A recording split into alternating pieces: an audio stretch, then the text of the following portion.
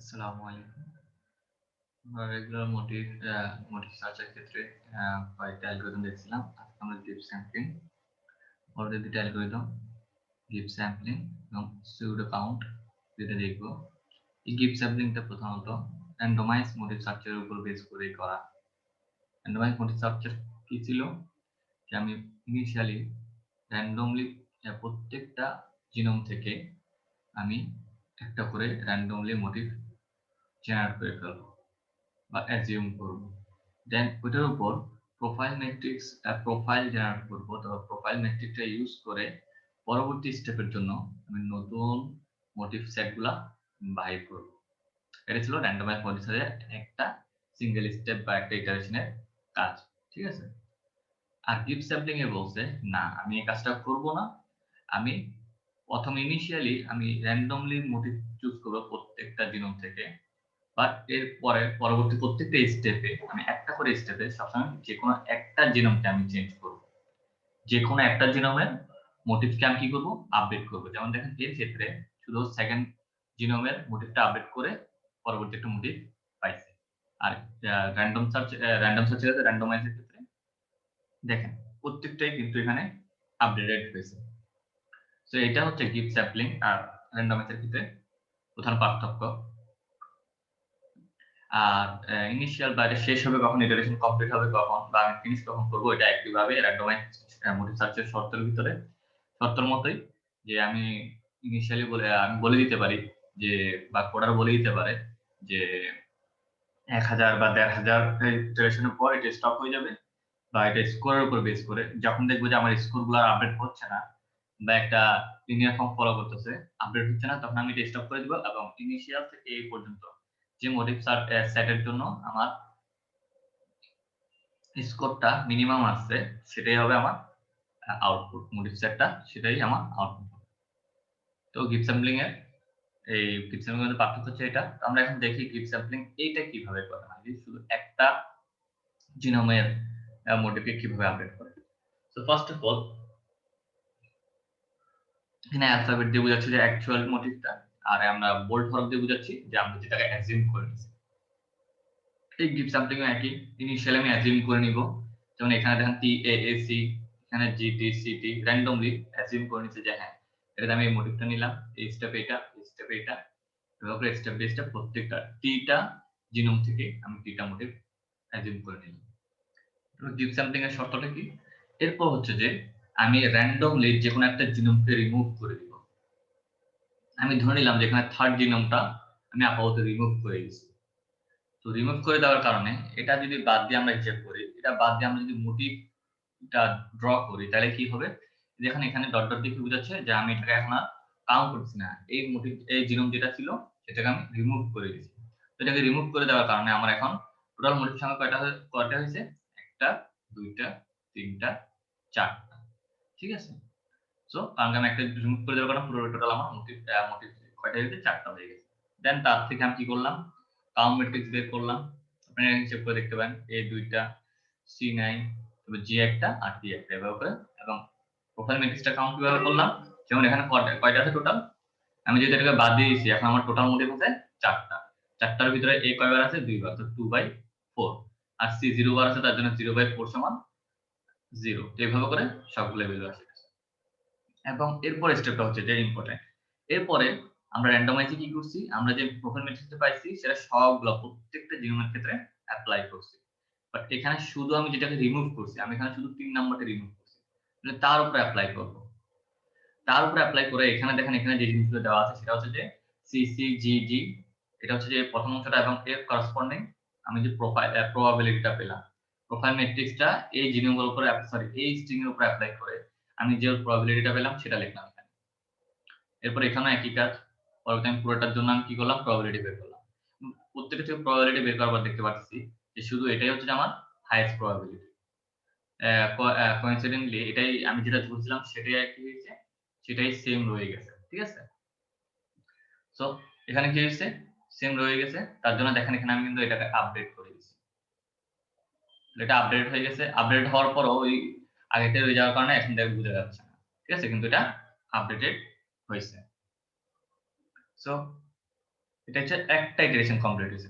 এরকম করে আমরা যেমন শর্ত বললাম যে ইটারেশন গুলো কিভাবে কাউন্ট করবো, হয় কোডার বলে দিবে যে আমার এতগুলো ইটারেশন পর্যন্ত এটা আমি স্টপ করে দিব, তারপর আমি দেখবো কোনটার স্কোরটা কম, বা আমি স্কোরের উপর বেস করে যে আমার যখন স্কোর চেঞ্জ হচ্ছে না তখন আমি বলে দিলাম যে আমার এই মিনিমাম যে স্কোরটা ছিল সেটা। বেশিরভাগ ক্ষেত্রে ইটারেশনের উপর বেস করে এই অ্যালগরিদম গুলো, র্যান্ডমাইজ অ্যালগরিদম, ডিপ স্যাম্পলিং এগুলা কাজ করে।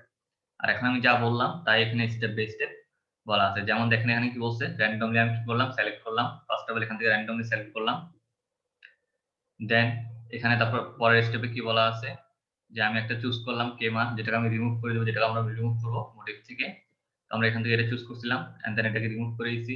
এটা বাদ দিয়ে আমরা কি করলাম, মোটিভ জেনারেট করলাম, প্রোফাইলটা জেনারেট করলাম।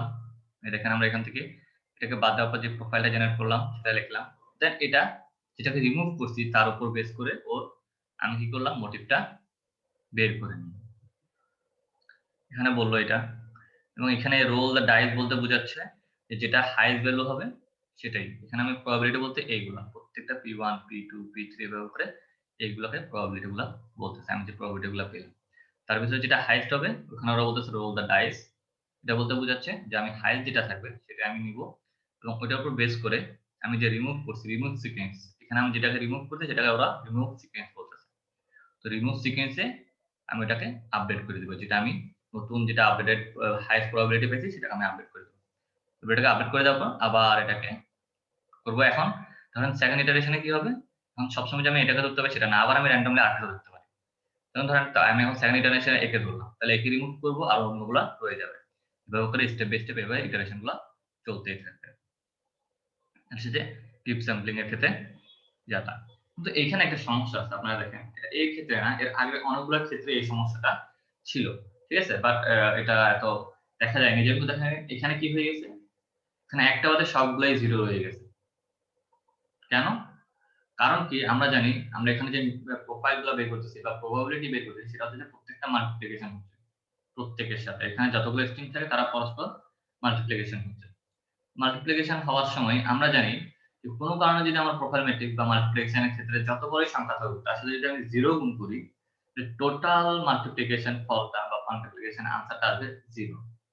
ইট মিন্স অন্য এখানে ডাটা যদি কোনো একটা হাই ভ্যালু ডাটা থাকে, এটা কোনো ফ্যাক্ট না, এখানে যে কোনো একটা 0 হলেই আমার পুরো আনসারটা 0 আসে পড়তেছে। যেমন এদের ক্ষেত্রে হয়েছে, এদের ক্ষেত্রে এই সি আর এখানে জি, এদের প্রত্যেকের ক্ষেত্রেই এই যেমন প্রথমটার ক্ষেত্রে প্রথম পজিশনে সি আছে তাইলে ওর জন্য 0 আসে গেছে। তো এর পরে সি জি যাই থাকুক ওর দেখা যাচ্ছে না, টোটাল আনসার পেয়েছিল। এভাবে করে প্রত্যেকটাই 0 গুলো এভাবে অ্যাসাইন হয়ে গেছে। বাট এরকম হতে পারতো যেমন আমি এখন চাচ্ছি যেটা ফার্স্ট প্রবাবিলিটি, সেকেন্ড হাইস্ট প্রবাবিলিটিটা কিন্তু আমি এখান থেকে বের করতে পারতেছি না, কারণ কি সবগুলো 0 হয়ে যাওয়ার কারণে। এই প্রবলেমটা সলভ করার জন্যই পরবর্তীতে সুডো কাউন্ট আছে। তো এটা একটু একজনের অ্যালগরিদম আছে যেটা কি বলতে যাচ্ছেন, এটা হচ্ছে ক্রমওয়েলস রুলস। ক্রমওয়েলস রুলস বলছে যে আমরা সবসময় চিন্তা করব যে আমরা কোনো প্রবাবিলিটিকে 0 অ্যাসাইন করব না বা পিওরলি 1 অ্যাসাইন করব না। কি করব, আমরা যেটা 0 অ্যাসাইন হয়ে যাবে মানে যেটা গ্যারান্টি, যেটা সম্ভব না, তারপর আমরা ওকে কিছু না কিছু পরিমাণ ফ্র্যাকশন পরিমাণ ভ্যালু দিয়ে দিব যেন আমরা ধরে নিতে পারি যে ইয়েস এটা হওয়ার সম্ভাবনা আছে। যেমন একটা এক্সাম্পল দেওয়া হয়েছে যে আমরা এমন একটা লিটল প্রবাবিলিটি দিব যে কালকে বা আগামীকাল সূর্য না ওঠার সম্ভাবনা। আমরা জানি এটা চিরন্তন সত্য যে সূর্য উঠবেই, বাট তিনি বলতেছেন আমাদের যে রুলসটা আছে ক্রমওয়েলস রুলস, সেটা বলতেছেন যে আমরা লিটল পরিমাণ প্রবাবিলিটি দিয়ে রাখবো যে না ওঠার সম্ভাবনা। যেমন ধরেন এই প্রবাবিলিটিটা একজন হিসাব করে দেখছেন, যেটা হবে যে 1 × 10⁻5 বা -6 ছিল, আমার এক্স্যাক্টলি এখন মনে নেই, ঠিক আছে। সো 1 × 10⁻5 বা -6 প্রবাবিলিটি যে সূর্য না ওঠার সম্ভাবনা, এরকম করে একটা ভ্যালু দেওয়া ছিল, বা আরো বড় হবে ভ্যালুটা, আমার এক্স্যাক্টলি মনে নেই, এটা একজন হিসাব করে দেখছেন।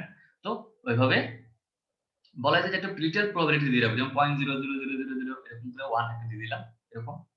তো তার জন্য সিডিও কাউন্টটা আসলো। তো সিডিও কাউন্টের কাজটা কি, এখন দেখেন আমরা এর আগে তাহলে আমি ডিপ স্যাম্পলিং এ যে কাজটা করতেছি সেটা এক্স্যাক্টলি সব কাজগুলো করে আসলাম, তারপর কাউন্টও কাজ করলাম। এই কাউন্টে এসে আমি কি করব, সুডো কাউন্টটা অ্যাপ্লাই করব। কেন আমরা দেখতেছি যে pseudo count pseudo matrix profile matrix generate করার আগে আমরা যে কাউন্ট ম্যাট্রিক্স আছে সেখানেই কিন্তু এগুলো 0 আছে, আর এখানে 0 আসার কারণেই আমার প্রোফাইল ম্যাট্রিক্সে বা প্রোফাইলেই 0 এসে গেছে। তার জন্য আমি কি করব, এখন এই জিরোটাকে কোথায় কনভার্ট করে দেবো 1 এ, মানে কি এর সাথে 1 যোগ করব। যখন একটা ডাটার সাথে 1 যোগ করলে তো আমার আর ভ্যালুটা একুরেট থাকতেছে না। তার জন্য কি করব আমি প্রত্যেকটা এলিমেন্টের সাথেই 1 করে যোগ করে যাব। ঠিক আছে, with pseudo count, update count matrix with pseudo count. তাহলে আমি কি করলাম, এখন একটাতে তো আমি 1 যোগ করলাম হচ্ছে না, তার জন্য আমি প্রত্যেকটা ডাটায় 1 যোগ করে দিলাম। তো এখন ভালো করে খেয়াল করেন, এখানে কিন্তু আমি কয়টা এই যে কাউন্ট, আমরা এখানে কোডটা কিভাবে কাউন্ট করছি, যে আমরা এখানে কয়টা প্রোফাইল মোটিভ, সরি মোটিভ ছিল, 4টা মোটিভ ছিল। তাহলে এখানে আমরা 4টা মোটিভ হিসেবে চিন্তা করছি, বাট এখানে দেখা যাচ্ছে যে আমি 1 করে প্রত্যেকটা পজিশনে যোগ করেছি। ইট মিন্স কি আমরা এখন আরো 4টা এক্সট্রা হয়ে গেছে। তাহলে আপনার হিসেবে সুবিধার জন্য এটা মনে রাখবেন সবসময় যে আমার প্রোফাইল ম্যাট্রিক্স এ যেমন এখানে কি হয়ে গেছে, আমরা দেখি আপডেট হয়ে গেছে 8 হয়ে গেছে, এটা চেঞ্জ হয়নি, বাট এটা আপডেট হয়ে গেছে 8। দেখেন কারণ এটা 3 হয়ে গেছে, এটার জন্য 2 থেকে 3 হয়ে গেছে, জন্য 3/8 হয়ে গেছে। ঠিক আছে, এখন এটা 8 হয়ে গেছে কেন, কারণ কি টোটাল সংখ্যা ছিল 4 আর আমি এখানে এক্সট্রা 4 মানে কি এক্সট্রা 4টা 1 যোগ করছি, তার জন্য টোটাল সংখ্যা 4 হয়ে গেছে। এটা সহজে মনে রাখবেন, আমি যখনই সুডো কাউন্ট হিসাব করব তখন প্রোফাইল ম্যাট্রিক্সে যত ভাগ করব, ভাগটা হবে টোটাল সংখ্যা প্লাস 4। ঠিক আছে, কারণ আমি 4টা একই সবসময় যোগ করব, প্রত্যেকটার ক্ষেত্রেই প্লাস 4 হবে। মানে এখানে মোটিভ যদি আমার 10টা হইতো, তাহলে আমার এখানে যদি সুডো কাউন্ট এপ্লাই করতাম প্রোফাইল ম্যাট্রিক্সের উপর, তাহলে আমার কত আসবে, এখানে 14 হবে। কারণ এখানে থাকবে 10টা মোটিভ আর আমি প্রত্যেকটার সাথে 1 যোগ করব, তার জন্য এখানে টোটাল 14টা হবে। সো এটা একটু ইম্পর্টেন্ট। আমি আরেকবার বলি এখানে যে আমরা কি বলতেছি, এই জিরোটাকে ইগনোর করার জন্য বা অ্যাভয়েড করার জন্য, এই জিরো প্রবাবিলিটিটা যা আমার জন্য প্রবাবিলিটি জিরো না আছে তা অ্যাভয়েড করার জন্য আমি কি বলতেছি, প্রত্যেকটা পজিশনেই প্রত্যেকটা এলিমেন্টের সাথে 1 যোগ করে দিচ্ছি।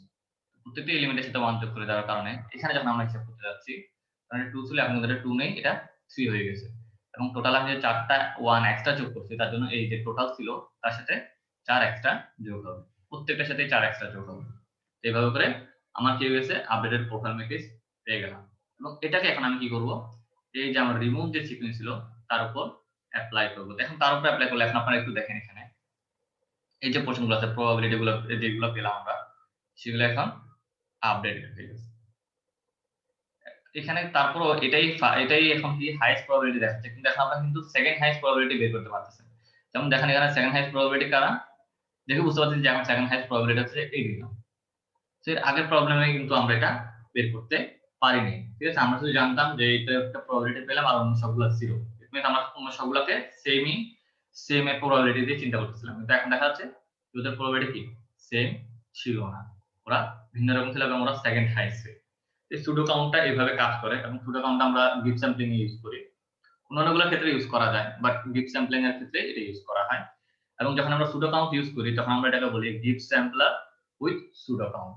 ঠিক আছে, সো এটা এখানে দেখাচ্ছে যে গিভ স্যাম্পলারটা আমরা কিভাবে এড করতে পারি। এখানে দেখাচ্ছে যে আমরা এটা এখন তাহলে অ্যাকচুয়ালি আমি give sampler with pseudo count যদি বলি, তাহলে তখন আমরা এই সুডো কাউন্টটা ইউজ করব। এখন কাজ করলাম এবং আনসার আসলো, এবং দেখা যাচ্ছে যে আনুমানিক, এখন এখানে দেখেন এখানে কিন্তু আমরা অন্য ডাটা নিয়ে ইউজ করছি, আপডেট ডাটা দিচ্ছি, এরপর এটা সেকেন্ড রাউন্ডটা দেখাচ্ছি। আমরা সেকেন্ড রাউন্ডে কি করলাম, এখন এখন আমরা ফার্স্ট জিরোটা ধরলাম এবং এটাকে রিমুভ করে এরপর হিসাব করে দেখলাম এভাবে করে, আবার আরেকটা ধরলাম থার্ড ইটারেশনের জন্য আরেকটা, তো ওখান থেকে হিসাব করে দেখলাম।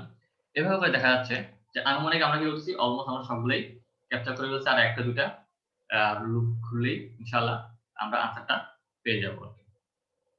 কিন্তু এটা তো দেখে বোঝা যাবে না, তখন আমরা ইটারেশন সংখ্যাটা বলে দিব যে কতটুকু ইটারেশন লাগবে সেটা ইনশাআল্লাহ। তাহলে আজকে এটুকুই, আর এটাতে আমাদের চ্যাপ্টার 2 কমপ্লিট হয়েছে। আসসালামু আলাইকুম।